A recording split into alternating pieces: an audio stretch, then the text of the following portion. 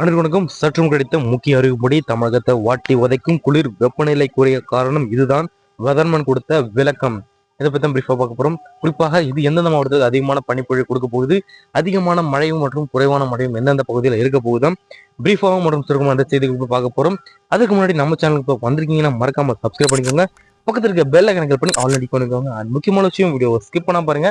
அப்பதான் நான் சொல்ற தகவல் என்னட்டு உங்களுக்கு வந்து முழுமை சேரும். நீங்க எந்தெந்த மாவட்டத்துல இருந்து இந்த வீடியோ பார்க்குறீங்க சொல்லிட்டு மறக்காம கமெண்ட் பாக்ஸ்ல கமெண்ட் பண்ணுங்க. வாங்க வீடியோக்குள்ள போகலாம். நாடு முழுவதும் வீசி வரும் இந்த குளிர் அலையினுடைய தாக்கம் பார்த்தீங்கன்னா தமிழ்நாட்டில் எதிரொலித்துள்ளதாக சொல்றாங்க. குறிப்பாக பார்த்தீங்கன்னா தர்மபுரி, கிருஷ்ணகிரி, வேலூர் உள்ளிட்ட மாநிலங்கள்ல குளிருடைய தாக்கம் வந்து அதிகரிச்சே இருக்கு அப்படின்ட்டு சொல்ல வராங்க.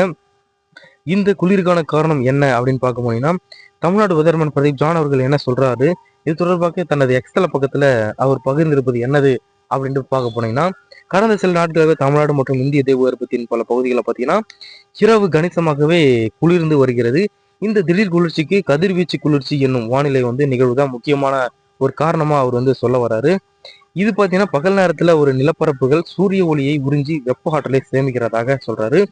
இரவு நேரத்துல பார்த்தீங்கன்னா சூரிய சக்தி இல்லாத நிலையில இந்த ஆற்றல் கதிர்வீச்சாக வளிமண்டலத்திற்கும் அதாவது விண்வெளிக்கும் திரும்ப வெளியேறுகிறது. இந்த வெப்ப வெளியேற்றத்தினுடைய வேகமே இரவினுடைய குளிர்ச்சியை தீர்மானிக்கிறதாக சொல்றாரு.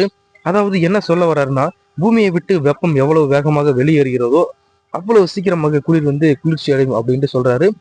சமீப கால குளிர்ச்சியான இரவுக்கான காரணம் பார்த்தீங்கன்னா வானத்துல மேகங்கள் இல்லாததான் வந்து மிக மிக முக்கியமான காரணம் அப்படின்ட்டு அவர் சொல்ல வர்றாரு.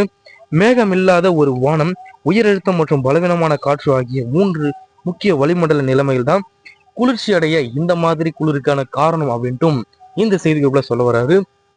மேகமில்லா வானம் பொதுவாக வடகிழக்கு பருவமழையோ அல்லது குறைந்த ஒரு காற்றழுத்த அமைப்போ வந்து இருக்கும்போது மேகங்கள் பார்த்தீங்கன்னா ஒரு போர்வை போல செயல்பட்டு பூமியுடைய மேற்பரப்புல எந்த ஒரு டைரக்டா வந்து குளிரோ அல்லது வெப்பமோ படாதவாறு தாங்கிக் கொள்ளும்.